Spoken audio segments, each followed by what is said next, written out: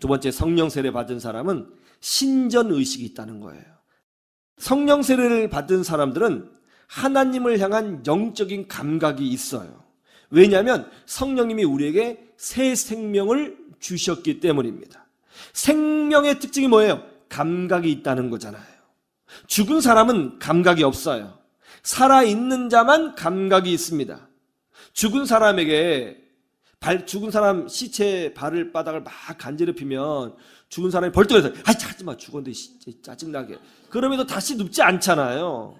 아무리 간지럽혀도 감각이 없습니다. 때려도 바늘로 찔러도 못 느껴요. 그래서 산자는요, 조금만 아주 작은 가시만 들어와도 통증을 느껴요. 산자는 감각이 있어요. 통증이 있어요. 느낌이 있어요. 생명이 있는 자는 이런 특징이 있는 거예요. 성령님으로부터 새로운 생명을 부여받은 자는 하나님에 대한 감각이 있어요. 하나님에 대한 감각. 내가 하나님 앞에 서 있다고 하는 신전 의식이 있다는 거예요. 사울왕이 용변을 보려고 동굴에 들어왔습니다. 갑옷을 벗고 용변을 봤어요. 그때 그 동굴 안에는 다윗과 다윗의 부하들이 있었습니다. 그때 다윗의 부하가 이렇게 말을 하죠. 장군님을 죽이려는 원수가 우리 눈앞에 있습니다. 이때가 기회입니다. 하나님이 주신 기회입니다. 빨리 치셔야 됩니다. 그러자 다윗이 혼을 냅니다. 시끄럽다. 어떻게 하나님께서 기름 부으신 자를 손을 들어 칠 수가 있느냐 하면서 되레 혼을 내고 사울왕을, 자기의 원수였던 사울왕을 보호해줘요. 다윗이 왜 이렇게 했을까요? 인격적이었어요? 교육을 많이 받았어요? 아니면 큰 사람이기 때문에? 아닙니다. 다윗은 그 순간에, 그 짧은 순간에 자기를 보고 계시는 하나님을 의식한 거예요. 하나님이 느껴지는 거예요. 그래서 함부로 하지 못했던 거예요. 그런데 그 부하들은 어때요? 하나님이 전혀 느껴지지 않아요. 이것이 생명이 있는 자와 생명이 없는 자의 차이였던 거예요. 골프에 미쳐 있었던 한 집사님이 있었습니다. 주일날에도 골프 치러 다녔어요. 그런데 집사님이 어느 날 제게 이런 고백을 했어요. 골프를 칠 때마다 주의를 빼먹고 골프를 치는 것에 대해서 늘 가슴이 무거웠다는 거예요. 왜 무거웠냐면 골프장에서 자기를 보고 계시는 하나님이 느껴지셨다는 거예요. 그래서 골프를 치면서도 늘 찝찝했대요. 늘 마음이 불편했다는 거예요. 자꾸 하나님 보고 계시더라는 거예요. 그래서 하루는 필드에서 골프채를 내던지고 이렇게 하늘을 보고 소리쳤다고 합니다. 알았어요. 알았다고요. 이제 안 친다고요. 그러고 골프 끊었대요. 참 그 이야기 듣고 저 막 웃었는데 바로 이런 거거든요. 하나님이 느껴지는 거거든요. 성령님이 그 안에 계신 사람은 하나님을 이렇게 느끼며 삽니다. 왜냐하면 영이 살아있기 때문에 그런 거예요. 산 자와 죽은 자는 본질적으로 다릅니다. 이렇게 살아있는 것, 그래서 마음이 불편하고 그래서 죄를 지어도 시원하게 짓지 못하는 것, 그래서 하나님이 보고 계시기 때문에 거룩히 살려고 어쩔 수 없이 지 승질을 죽여가면서 살아가는 것, 이것이 성령을 받은 사람의 특징이고 이것이 세상을 이기는 능력이고 이것이 우리의 축복인 거예요. 세상 사람들이 알겠어요? 절대로 모르는 것입니다. 세 번째로 성령 세례 받은 사람은 성령의 기쁨이 있다는 것입니다. 데살로니가 교회 성도들이 믿음, 사랑, 소망으로 핍박을 이겨낸 것은 세상 사람들은 절대로 알 수 없는 성령의 기쁨이 있었기 때문에 가능한 거예요.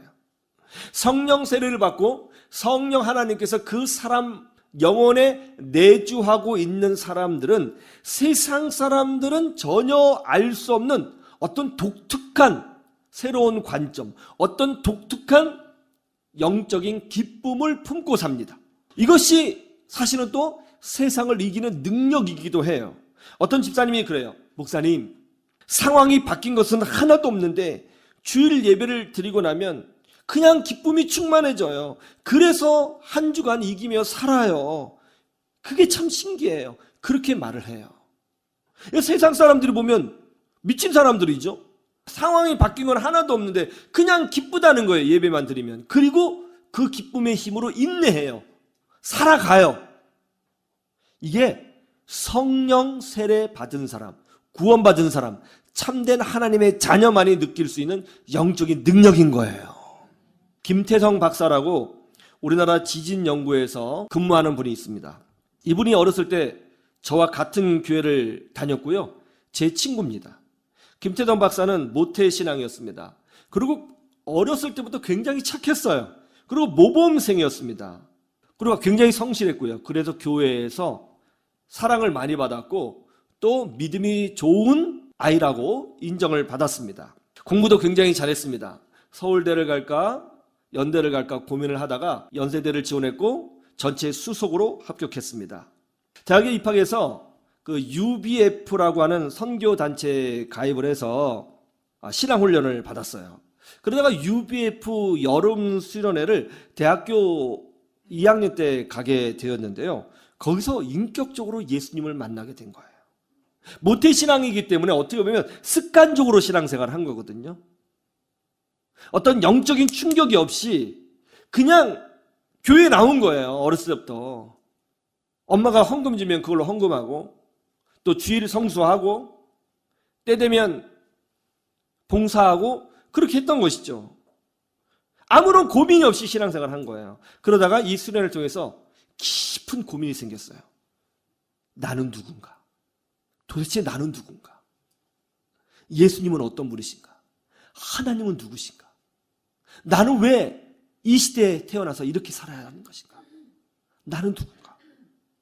그러다가 말씀을 듣고 성령의 기름 부으심을 경험하게 되었습니다. 그리고 자기가 어떤 존재라는 것을 깨닫게 되었어요.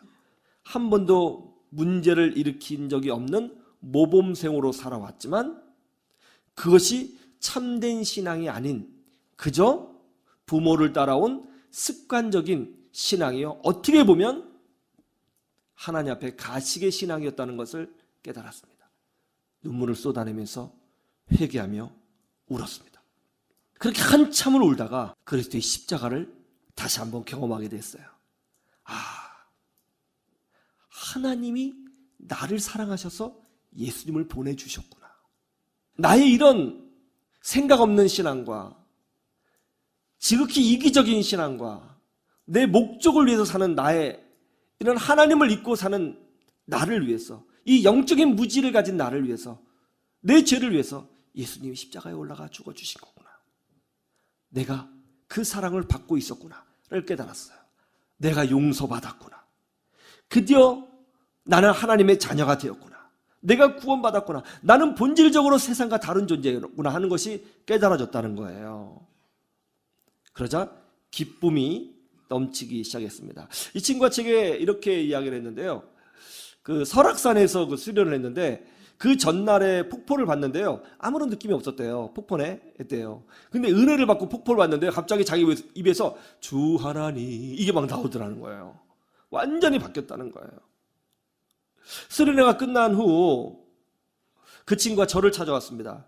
밖에서 누가 불러서 나갔더니 그 김태성 박사였어요. 저를 보자마자 갑자기 키가 1m 90 몇 됐는데요. 크거든요. 저를 와락 끼얹는 거예요. 저는 남자랑 터치되는 거 굉장히 싫어하거든요. 와락 끼얹는 거예요. 그러면서 저한테 그래요. 경아, 세상이 너무 아름답다. 너무 기쁘고 행복해.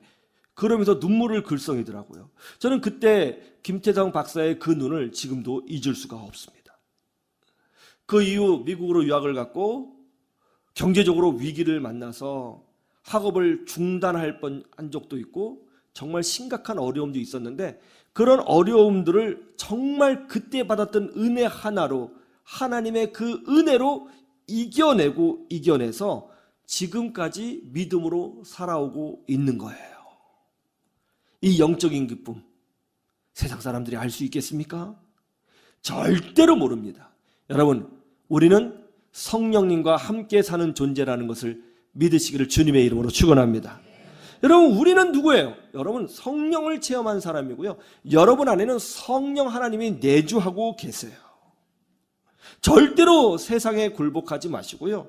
절대로 세상에 끌려가지 마십시오. 성령 하나님이 여러분을 도와주실 것입니다. 성령 하나님이 끝까지 여러분과 동행하여 주실 것입니다. 그래서 어떤 상황에서도 여러분 성령 충만 받으세요. 성령님과 동행하세요. 그래서 세상을 이기는 믿음으로 주께 영광 돌리는 주의 백성들이 되시기를 주님의 이름으로 축원합니다. 축원합니다.